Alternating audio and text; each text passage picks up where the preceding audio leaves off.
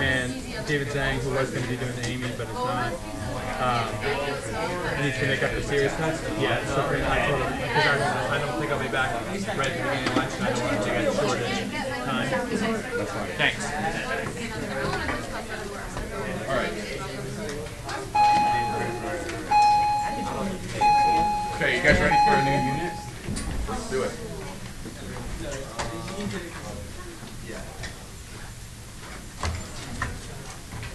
You want to go through today? What's the unit?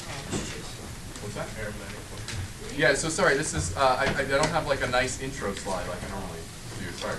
This is unit 10, though, and it's going to be on vectors and polar calculus. So that's, if you want a title for the unit, if you want to put like a gigantic banner head, I don't know, what do you do on each, when you start a new unit, is that what you do? Add like a big like bubble around it, put block letters, unit 10, right? Whatever fanfare you normally apply, please, yeah, go for it. I know, I need to do that for free. I've only been teaching calculus now, but this is my third year, so I haven't gotten like all up in PowerPoint land. I mean, pre-calc, this is my 9th year teaching. So yeah, you're right, I have full slides, opening slides for all my pre-calc ones. And good stories. That's amazing.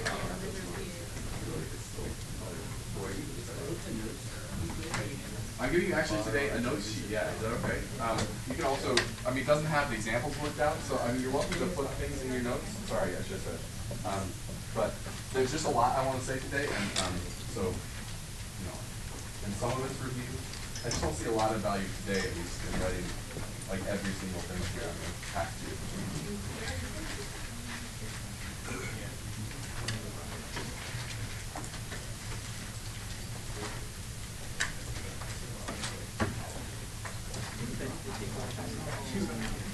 I know, I'm the one that made the copies too, so it's my fault this month. I gave everyone else more copies. I just need 2 more, right?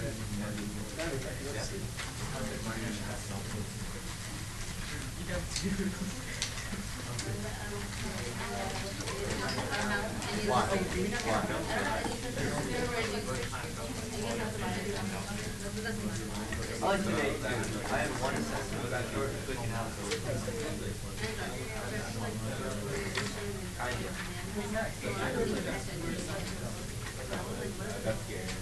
Fighting.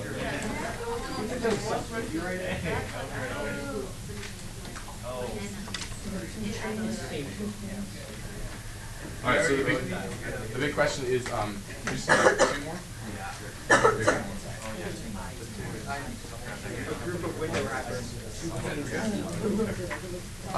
So the big question is, by the way, I don't have, we don't have an assignment sheet for you, so you have to actually write this down.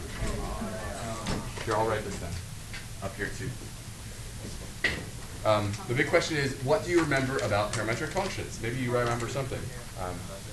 Nothing? Is that what I told you?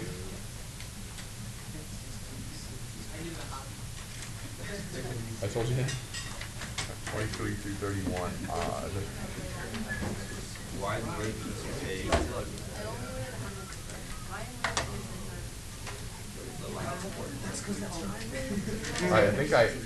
I think I properly transcribed those on the board. Okay. So those are your homework problems, so I apologize I don't have like an official sheet for you this time around. You know, just it's something about March, man. Whew. 2 kids at home. It's all right. So recall, please, and I hope this is a recollection, right? It's not like this is the first time anyone's told you, but by a parametrically defined function, we mean a function that takes as input one number, one real number, and outputs 2 numbers in ordered pair. Is that okay? Sometimes these are called vector functions too, because you take a real number as input and output a vector, right? So these are in fact still functions. The crazy pictures like the one that we opened with today, you're like, wait, that's not a function? That offends me. It doesn't pass the vertical line test. Well, you're big boys and girls now, right? This is a function. It takes one input value and outputs one thing. It's a vector, okay? So that's still okay. I want to make sure these are special. These are functions.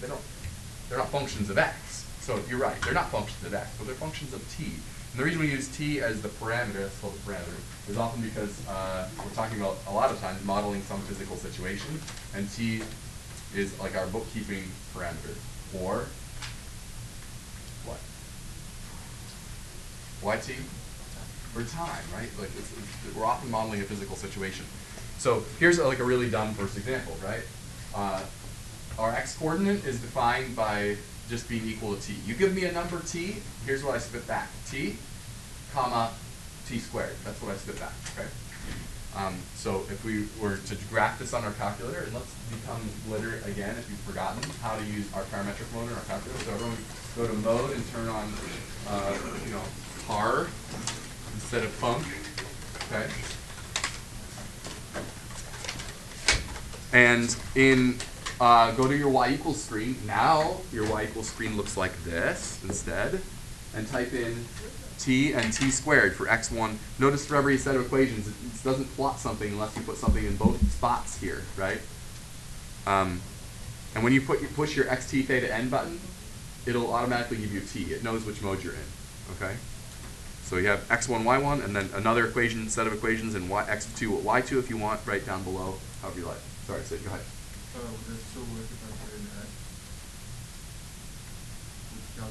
I mean, if you type your x button, your xt theta n button, it will give you a t. And the answer is no. I mean, the shorter answer is no, but it's almost more work. What are you doing, alpha x or something? Like all your life? Oh, we're going to save you a lot of time today for the low cost of nothing. There's a button. Do you see it? Okay. Very good. That's going to save you a lot of time. In normal mode, in function mode, if you hit that button, it's an x. If in this mode, it's a t. We're changing lives here. This is good. That's like forget the calculus you're going to learn today. That's like the best thing you're going to learn today. All right. Your window is fine, right? I mean, probably whatever the defaults are okay. Is this the default that you came in on? I don't know what the default, whatever. It may look something different. Doesn't matter what the window is. You have all the normal control over the window, like x min and max and all that, and y min and max. But you also have this other set of controls over the t value, right? Because we have this new parameter involved. We get to let t be some range over a certain set of values to create our picture. And we also have control over the t step. That's actually kind of big. I'm not, 0.5 is not bad. I don't know. Whatever.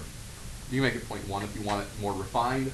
A lower t value will graph a lot more slowly because you're asking it to compute very, very small increments. So the smaller your t step is, the better picture you'll get, but the slower it will graph it. Okay, so whatever. Anyway, did you get this picture? And by the way, is that what you expected? I hope so, right? What is this really? I mean, it's really just y equals x squared, right? It's dumb, right? As I said, it's kind of a dumb first example. Though, I don't know. Maybe we can say something about it. I don't know. We can. So I hope you realize. Yeah. Of course. Everyone's like, we can just rewrite this as y equals x squared. This was of no benefit to us, Mr. Chase. We should also say that that every function that you might normally write, like we can have multiple parameterizations for, right? You give me any parametric set of equations, and I can give you another set of parametric equations that gives the exact same picture. Promise. Okay? This one does. Feel free to graph this one. It'll give you the same picture. But there is a little bit of a difference that you don't appreciate by just looking at the graph.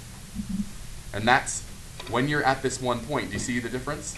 I'm at this point right here. I'm right here. I'm at 1, 1. I'm at 1, 1. What do you see that's different, though, of course?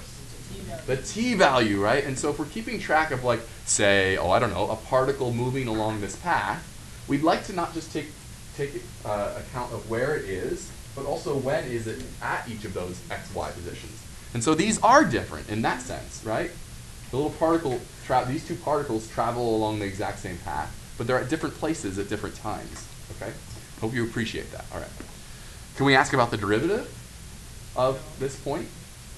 Yeah, of course we can. Yeah, there are three. What do you think this is? Okay.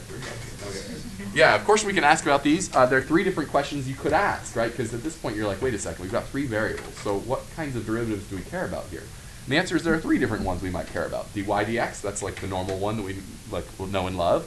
That's just like the slope on this picture. What about dy dt? That's the change with respect to time of just the y coordinate, right? Or over here, dx dt, the change in just the x coordinate with respect to time. Okay? All of those are on your calculate menu. There's some new things on your calculate menu that you have never seen before. There they are, right? So at any given point, you can calculate those three things approximated by your calculator. So have fun with that, okay? Feel free to do it. Recall from last semester that actually we did learn how to take the derivative of a parametric function, the first and also the second derivative. Do you remember this? It's going to come back to you. This formula here, ring a bell? dy dt over dx dt. Should kind of make sense because like the differentials cancel out. We justified it using the chain rule. It was back when we talked about the chain rules when that came up. Doesn't really matter where it came up, but whatever. We do kind of remember it. Okay, so for instance, in this equation, this is again kind of a silly first example, but the one we were just working with, if we have our x function is t and our y function is t squared, then this tells us that the derivative is just dy dt, which is 2t, over dx dt, which is just 1. So it's not very interesting here. It's just 2t, which is, again, maybe what you would expect. You can check that that agrees with the values from your calculator. What about this other one that I presented to you? Here's the other one. This is the other model I told you that is another parameterization for the exact same curve, 2t, 4t squared. What happens there? Well, we get a different derivative, don't we? 4t. Interesting. What's going on? Shouldn't it be the same? Okay, well maybe it's not that bad, right? Because at this location, dy dx is the same, right? But let's make sure we have our thinking really clear here, right? dy1, dx1, is that okay way to write it? For this first equation, this derivative here that we computed, right? When t is 1, excuse me, sorry, this should be a 2 here. When t is 1, this is 2, isn't it? When t is 1. This derivative says the slope here is 2. This derivative down here for this guy, when t is 0.5, you see what this is saying? When t is 0.5, we are still at the same value. We're still at 1, 1.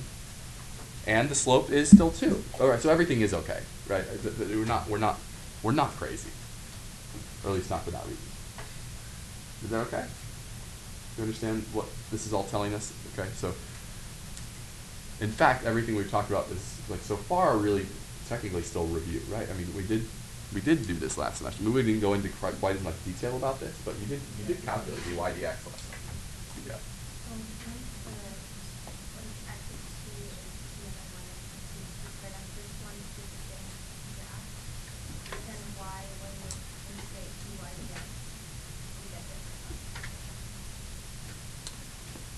Okay, so we have to be a little bit careful. When you integrate dy dx, with respect to what?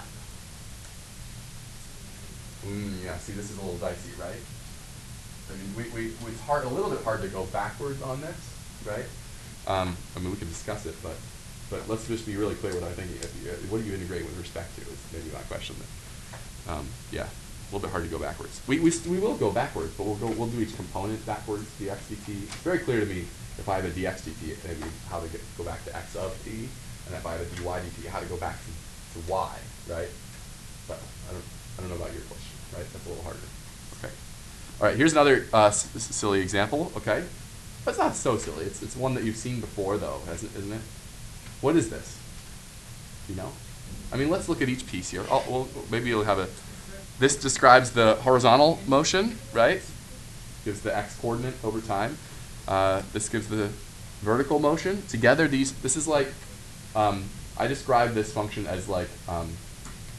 Parametric curves are like an Etch-a-Sketch, right? This is what I can't remember which knob does which. Which one controls your left-right motion, which one controls your up-down, right? But, right? That's exactly what's happening. Your hands are adjusting parameters on the left-right knob and the up-down knob, right? That's exactly right. And if you wanted to draw, what does this come out to be? What does the picture of this graph come out to be? Yeah. It's a circle. It's the unit circle. This is the definition of the unit circle. Maybe some of you are already thinking about like the derivative or something already. We will do the derivative in a minute. Okay. But this is just the unit circle. Or if we're thinking about time, t, I wrote this here as a uniform circular motion, right? And the reason is because as time, if we think of time as the element of, instead of like the angle, those are the same in this particular case, then we have a particle moving around the circle with a nice constant velocity. With a nice constant speed, I should say, maybe, right? The velocity is actually changing, right? Because it's a vector. All right, that's maybe too much of a conversation so far. We'll get back to that later. If you eliminate the parameter, remember, you just get this equation too. But anyway, this is just going back to your definition of the unit circle. Do you remember that definition? The height of a point on the unit circle is the sine value. Okay, whatever. Whatever. Okay, let's do some calculus. Can we express dy dx as a function of t? This is what I think some of you guys are saying, right? Yeah, we can do that. So do it. Let's see. This is not hard. We're doing dy dt divided by dx dt. So do it. See if you get what I get. Do it in your head. Yeah, we could. I just wrote it this way, but yeah, negative cotangent. So like I said, I think that's what you were thinking of. So the correct answer to the wrong question.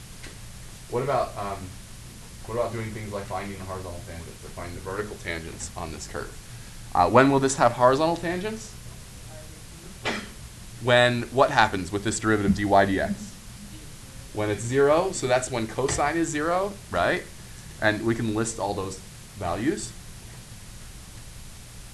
Plus or minus all of these, right? Just from C pre-calculus course, right? Okay, so wherever the cosine function has its zeros. And when we'll have vertical tangents, there's the picture. Horizontal tangents at pi over 2. From the picture, it's pretty clear too, and at 3 pi over 2. When will this have vertical tangents? Forget the picture, just look at the algebra again. When sine is 0, that will make the derivative dy dx undefined. Right? Won't that be where this has vertical tangents? So that's when sine is 0. Of course, that's at 0 and at pi and at 2 pi. So there's the picture there, up here. See?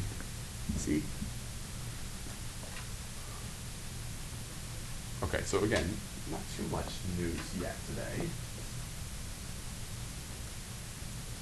Maybe we should take a breather for a second. Is everyone okay? You ready to get back on the rack now? Please. I'll be going kind of quick, but you can stop and breathe for a second.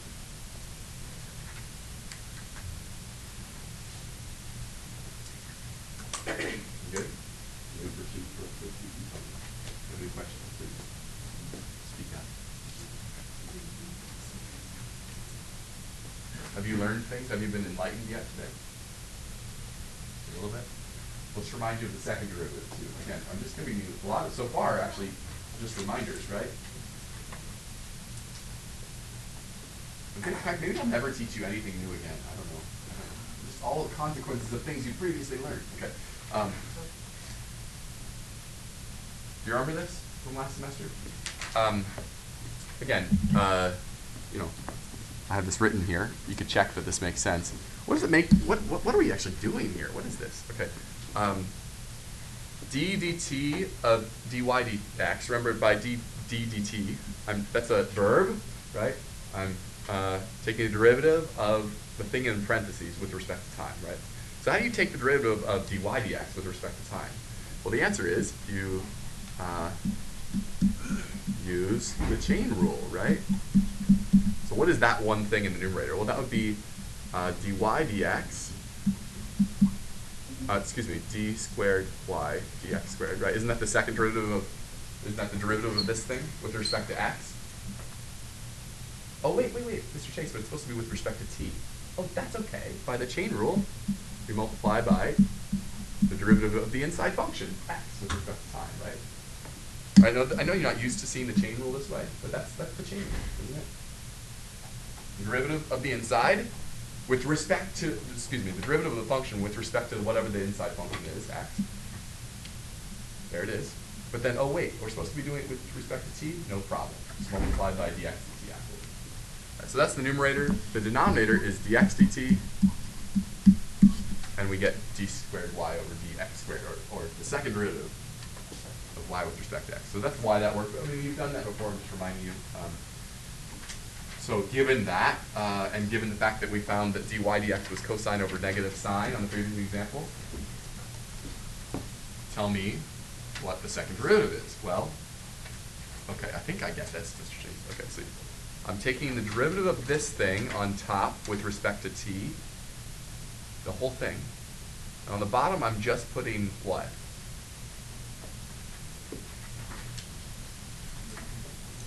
Just negative sign, right? Again, same thing. So is this clear? If this wasn't clear, hopefully this is clear down here.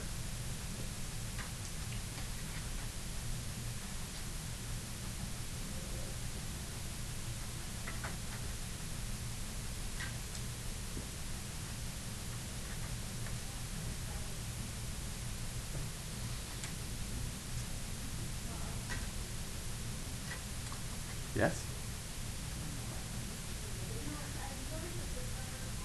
How did I get this derivative, negative cotangent? Is that okay with you? Excuse me, of negative cotangent, it's cosecant squared. It's one that maybe you remember. Okay, so far so good? That was too fast. Sorry.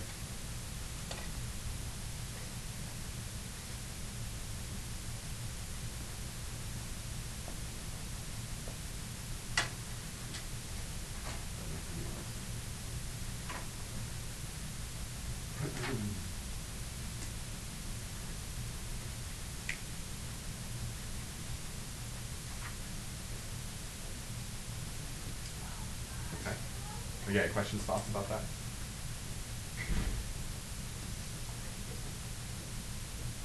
Did you get what? So I'm just using the formula that I justified up above, yeah. You all right, Alan? Okay. All right. All right, so let's take a look at this new parametric function that you don't know anything about, right? So maybe the previous ones you had some kind of prior experience coming into this, made you aware already of how they behave. But this one, you have no idea what this thing is, right? So go ahead and graph this on your calculator, if you like. We could, actually, after all the analysis we're about to do, afterwards you could go and graph it, and maybe that would help you graph it. But it's not, these are really tough to have like a lot of intuition about. It's not like, oh, children graph this. I already know what it looks like. No, I have no clue what this looks like. Right, at first glance, no clue. Maybe guess. Plug in some points. I don't know. And do you understand what I'm asking you to do? Graph it on the interval -1 to 1.5 for t. Yes. Also, in your window, make sure that that's what your t, min, and max are.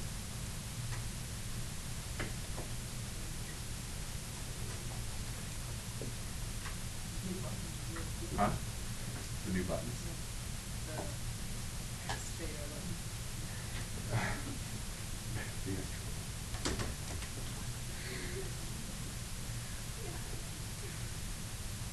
Did you get a picture like mine?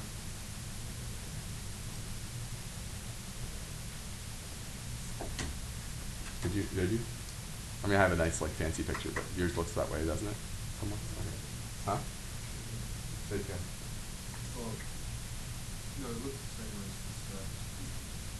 It's not what? As detailed. Did you get like see the well, maybe you get a good window. If you want my picture, then you could use the X min, X max, Y min, Y max. Set those to be the things that you see in my picture. See if you don't get a better picture. Because there is a lot of action happening near the origin. It's kind of tight.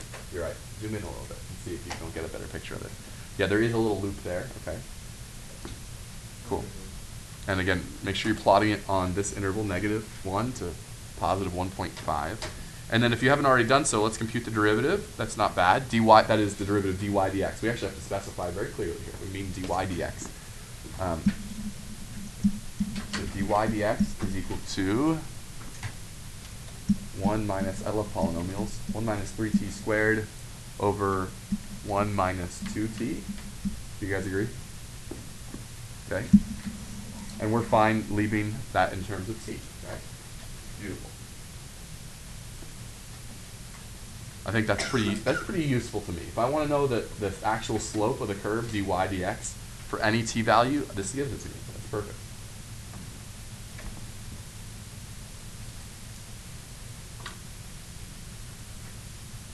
Let's keep going. Can we give the equation of the line tangent to the curve when t equals -1/3? What do we need to find the equation of the tangent line?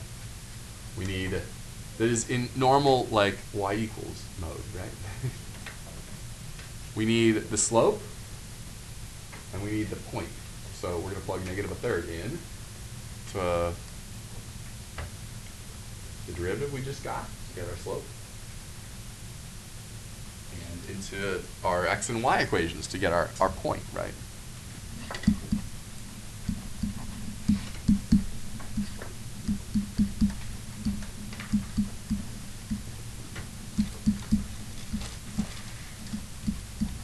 Oh, this is terrible, right? I don't know what this is. Our slope will be, I need to consult, but I don't remember what it is. 1 minus, well, yeah, no, I remember. It was 1 minus 3t squared.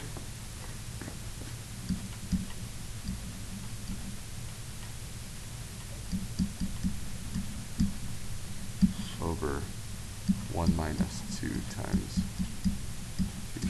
So anyway, figure out what these two things are.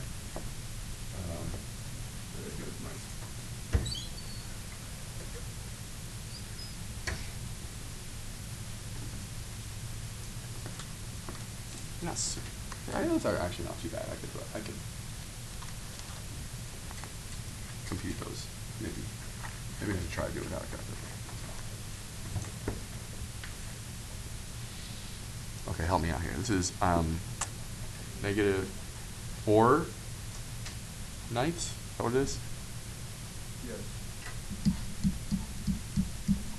And this is 10/27ths.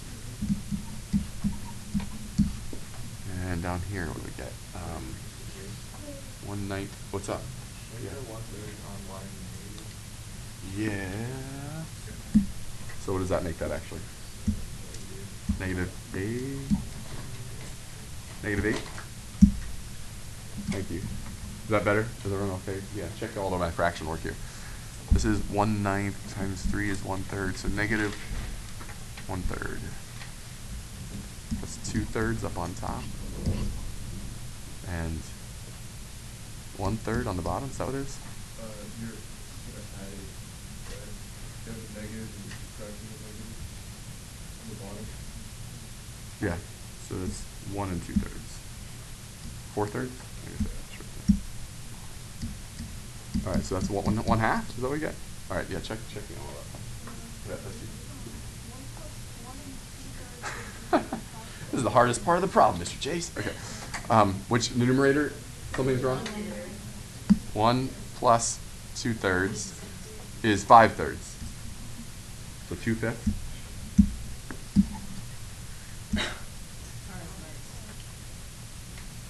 What just happened? All right. It's not quite as exciting. Yeah, 2/5, I guess, is what we get. Let me just check that. This is what I got like last year when I did this.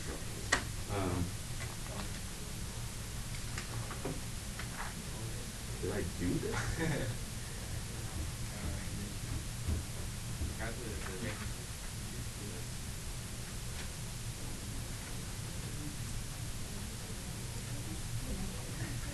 Tangent line, okay.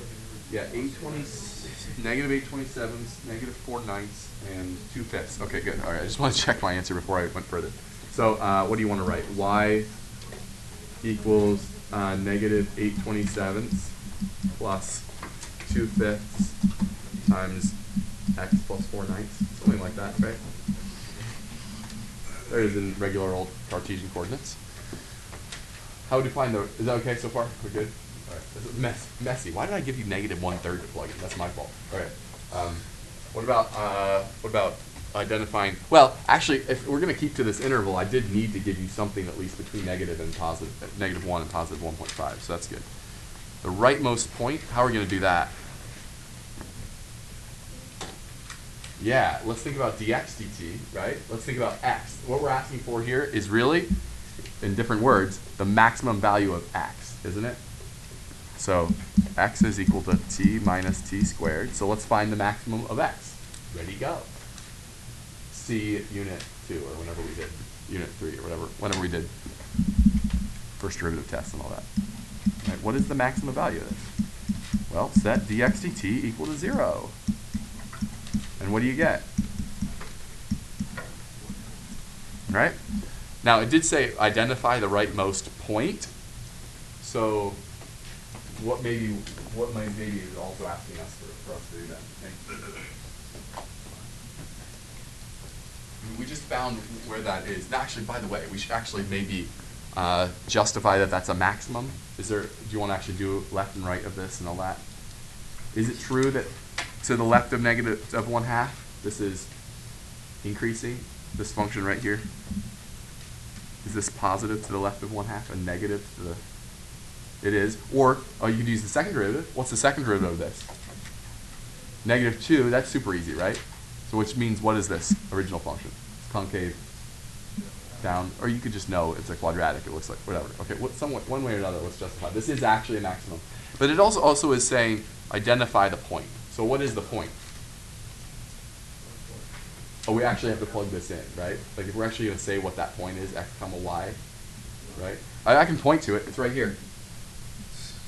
Okay. On your calculator, it's as simple as hitting trace and then typing in 0.5, enter, and then you'll have it, right? But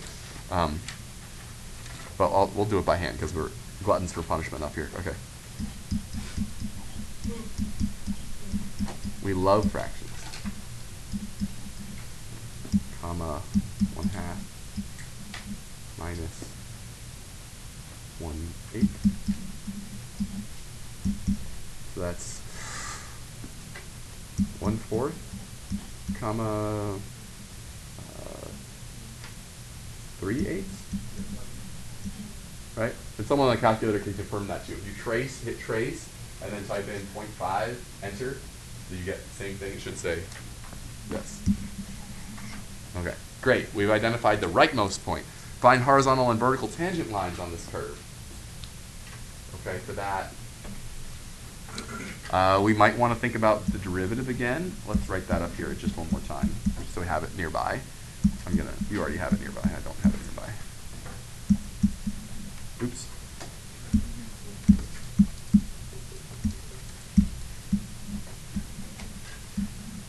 Okay, so tell me about horizontal and vertical tangent lines on this curve. How do we find them? Just like we did with the circle earlier. Go ahead, Kev. Horizontal when 1 minus 3t squared equals 0. And when does that happen?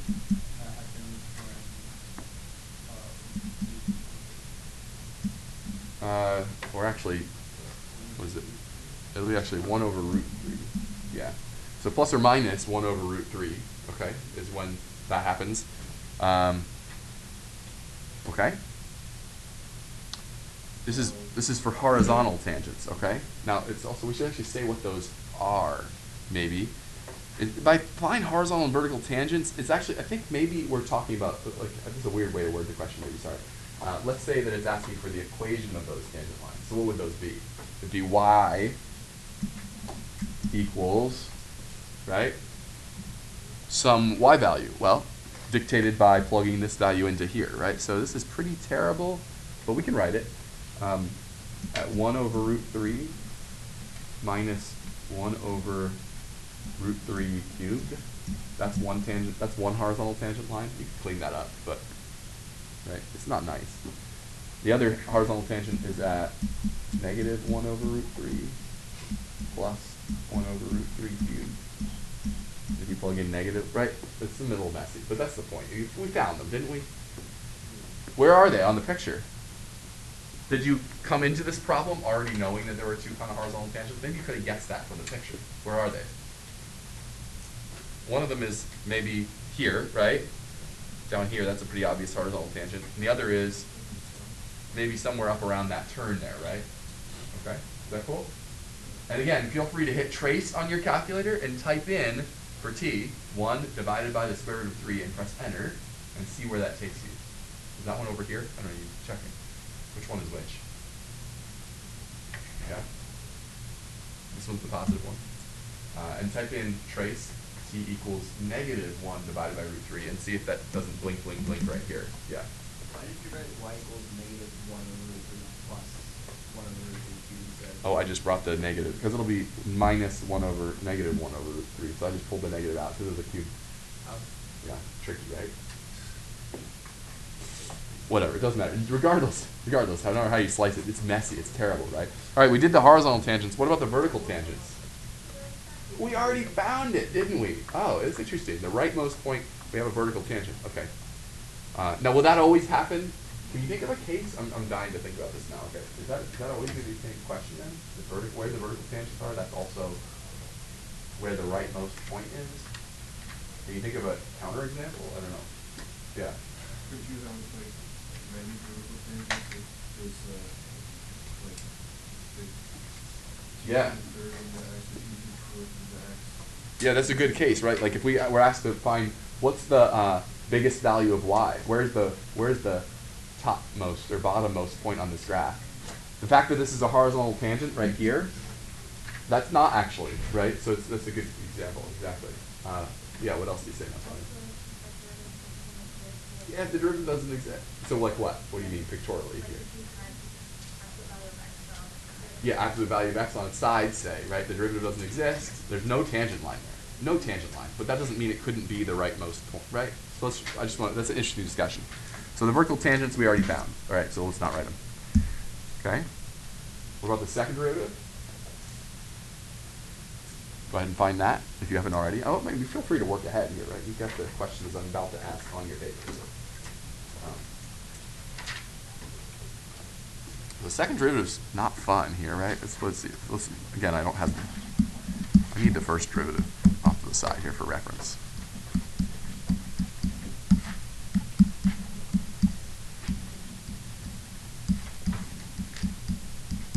All right, so that's the derivative of this thing. I got the denominator. I'm all over that. That's it. Got it. The numerator, though, is this derivative of this thing with respect to t. All right, you read the quotient rule? Bottom times the derivative of the top minus top.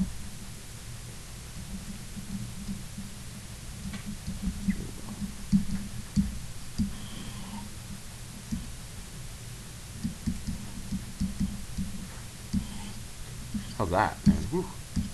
Gonna clean that up a little bit. Oops.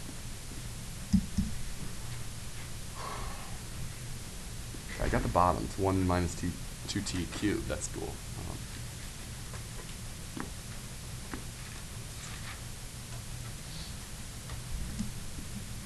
I don't know. Well, I was going to try and do it all in one step, but I don't think I can. Let's see what I can.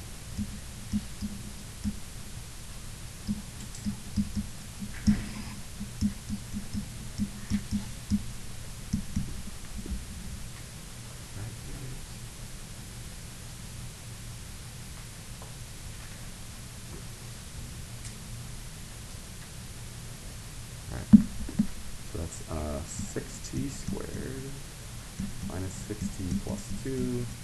All right, that's not too bad. Find the second derivative. Did you do it? Is your answer agree with mine? Once you clean it all up. And then it actually asked one more terrible question.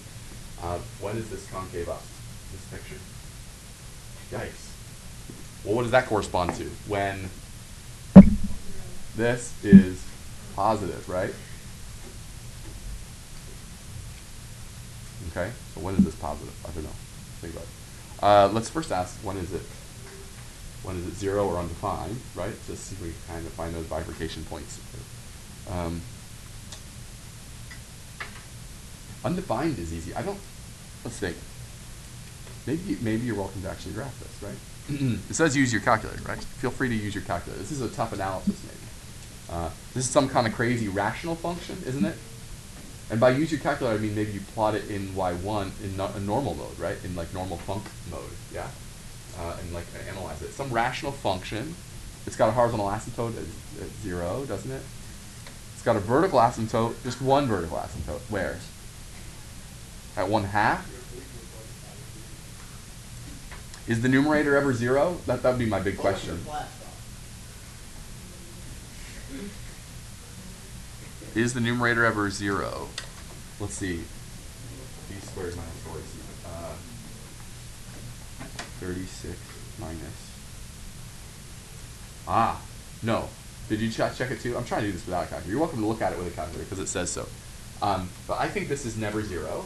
I think the only place that this has a chance of changing sign from positive to negative or negative to positive is at 1/2 at the vertical asymptote. Wouldn't you agree? Okay. Like if you're thinking about like the sign of the second derivative, I think 1/2 is our only critical value.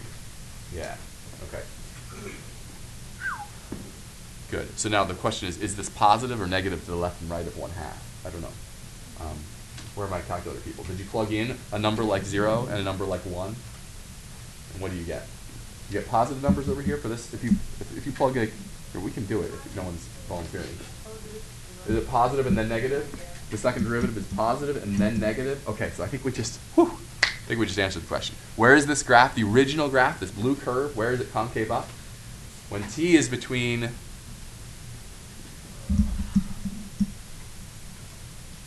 well, t is actually only allowed to be as small as -1. So let's not say negative infinity, okay? If this was unrestricted, we might say from negative infinity, right? But let's say from -1, because that's the lowest t is, up to 1/2, right? This function, the original function, is concave up. Concave up. Rock and roll, man. See how this is all coming together? I mean, we haven't had this discussion. And technically, all this stuff is stuff you maybe have thought about before. Discussions about concavity are not new to you. But in this situation, it's kind of interesting to be able. Can we ask this question here? Yeah, we still can, actually. We finally are asking these questions. So far, so good. This is tough to swallow, so take a second. Stare at it.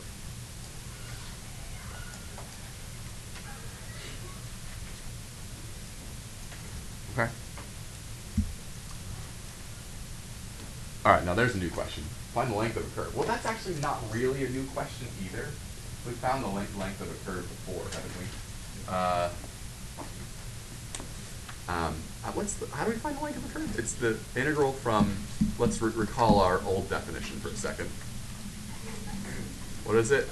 On some interval for, we have from a to b in terms of x, it's square root of 1 plus dy dx squared dx, right?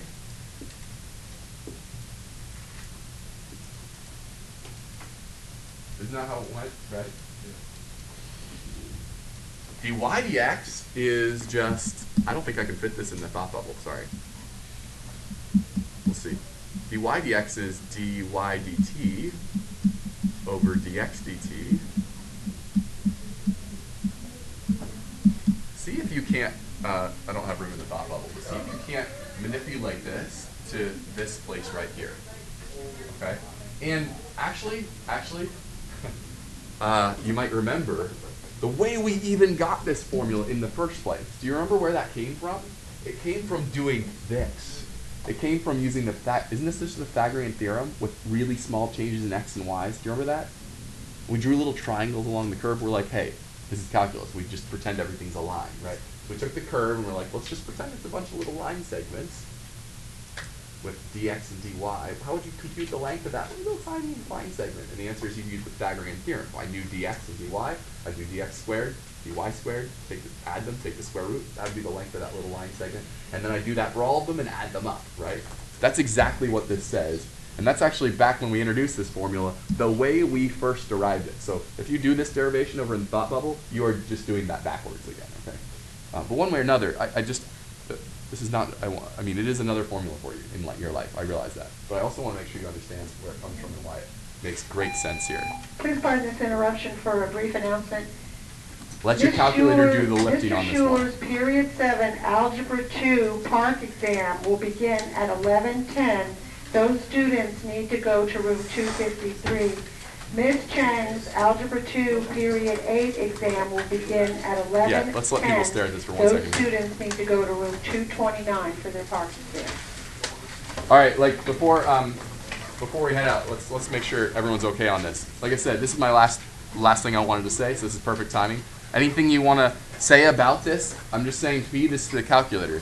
I'm putting the derivative of this thing with respect to t, right? Easy, easy, easy. Just put in 1 minus 2t in there and square it, right? And here, put 1 minus 3t squared into there and square it. Let your calculator do the heavy lifting, okay?